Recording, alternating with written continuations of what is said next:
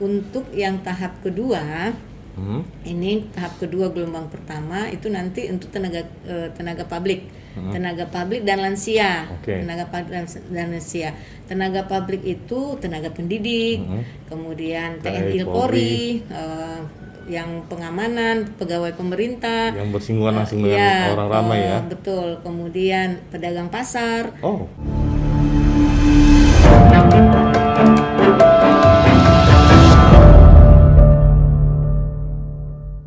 Nah, persiapan untuk tahap kedua ini, gelombang kedua ini, Bu. Sebenarnya ketika Ibu pertama kali mau divaksin itu, si masyarakat atau pasien ini emang harus dicek dulu atau langsung main gitu? Ya. Di pelaksanaan itu kan nanti ada alurnya. Alurnya itu ada 4 meja, 4 meja yang harus dilewati. Yang pertama registrasi. Yang kedua screening. Nah, screening inilah nanti yang akan menentukan si A yang bersangkutan itu melewati atau tidak gitu. Maksudnya kalau misalnya dia punya penyakit kan screeningnya itu ada beberapa pertanyaan yang disampaikan kepada yang mau divaksin. Kalau misalnya kriteria itu tidak termasuk ke dalam yang ditanya, maka itu bisa lanjut ke meja ketiga untuk melakukan vaksinasinya. Nah di situ. Nah kalau misalnya dia ada hal-hal yang terkena di dalam screening, maka dia ditunda atau bahkan bisa batal. Nah kalau ditunda nanti misalnya tunggu dia hasil tensinya mungkin lebih dari 180. Kalau dulu kan nggak boleh 108 di atas 140 nggak boleh gitu. Punya komorbid hipertensi, diabetes nggak boleh gitu. Kemudian di atas usia 60 tidak boleh gitu. Nah, kalau sekarang kan sudah boleh. Nah jadi yang kemarin itu ada ketentuan-ketentuan seperti itu banyak yang ditunda atau dibatal gitu karena mempunyai komorbid. Nah sekarang yang ditunda tersebut dipanggil lagi kan, diutamakan dipanggil lagi yang untuk tenaga kesehatan tadi. Nah sekarang untuk yang publik itu memang kita kan mempunyai 925.362 orang di tahap kedua ini, yang terdiri dari yang saya sampaikan tadi kan. Termasuk tadi saya lupa transport publik. Jadi sopir yang di organda lah ya kalau itu organisasinya. Nah itu harus dilakukan dan insya Allah kita masih menunggu vaksinnya karena vaksin yang tersedia sudah didistribusikan ke kabupaten kota untuk tenaga kesehatan dan untuk tahap kedua ini kita sedang menunggu distribusi dari pusat dan kalau seandainya itu sudah datang tentu kita sudah bisa melakukan vaksinasi untuk tahap kedua untuk tenaga publik dan lansia. Nah, ya. Itu tadi kan ada 4 meja tuh. Yang terakhir apa, Bu? Observasi. Ya, kalau sudah disuntik, kemudian kita lakukan observasi selama 30 menit. Melihat efek samping. Apakah ada reaksi yang berarti untuk si pasien ya, untuk yang dilakukan vaksinasi. Ya, kalau misalnya dalam 30 menit tidak ada, segar semua nggak ada masalah, ya silakan untuk pulang. Berarti prosesnya itu memakan untuk satu orang itu hampir 1 jam? Enggak sampai juga. Karena di yang kedua tadi di meja kedua saya tertariknya gini, berarti hanya proses kejujuran dari si pasiennya sendiri, pasien yang kita menyebutnya kejujuran dia sendiri untuk ketika melakukan screening. Betul. Tidak ada alat di situ, hanya untuk darah dan tensi. Tensi ya, berarti kan yang mengetahui kondisi kesehatan kita adalah kita sendiri kan. Yang mengetahui kita itu berpenyakit apa selama ini kan kita sendiri.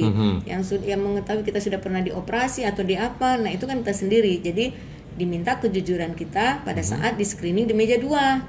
Nah di situ kan sudah ada assessment-nya gitu. Ini bagaimana.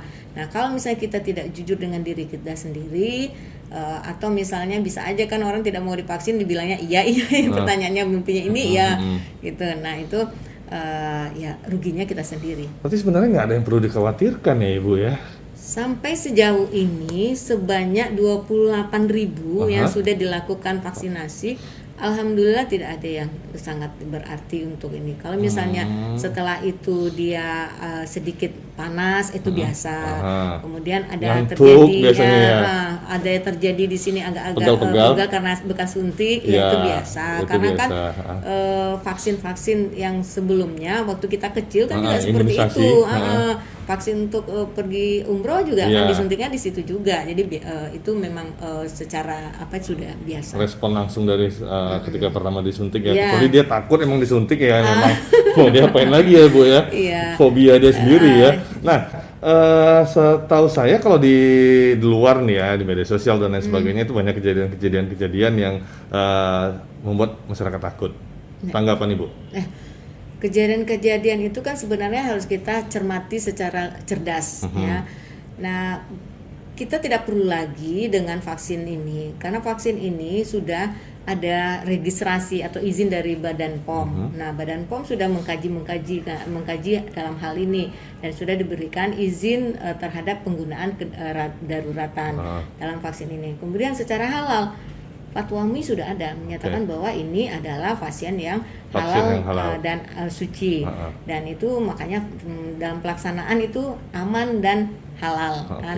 Jadi menurut saya tidak ada yang perlu dikhawatirkan sampai saat ini gitu.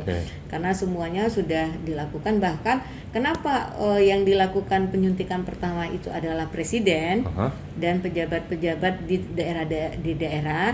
Nah, itu untuk menentukan bahwa vaksin itu sudah aman gitu, bahwa vaksin itu sudah halal dan itu tentunya memberikan informasi kepada masyarakat bahwa nggak ada yang perlu diragukan lagi dalam vaksinasi yang akan dilakukan baik untuk tenaga kesehatan maupun untuk masyarakat maupun untuk tenaga publik yang lainnya. Jadi mungkin saya rasa karena ini salah satu ikhtiar dari pemerintah untuk kita bagaimana memutuskan mata rantai daripada penularan COVID-19 gitu. Selain kita menerapkan protokol kesehatan. Itu penting. Ya.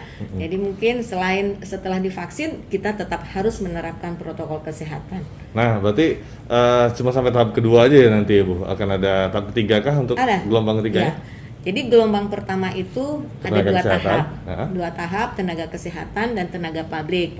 Yang itu dari Januari sampai bulan April. Kemudian gelombang kedua yaitu dari April sampai tahun 2022 bulan Maret. Nah, itu untuk masyarakat rentan dan masyarakat lainnya. Nah, itu berarti yang tidak masuk ke dalam yang tadi itu di bulan April sampai Maret 2022. Jadi ada lebih kurang 1 tahun ya, lebih, hampir 1 tahun lah ya Bu ya. Masyarakat kita kan banyak kan, intinya harus 70% dari jumlah penduduk di suatu tempat harus dilakukan vaksinasi sehingga terbentuk herd immunity, kekebalan berkelompok, sehingga itu bisa memutuskan melemahnya virus. Dan yang 70% itu melindungi, memprotek yang 30% yang tidak tervaksinasi.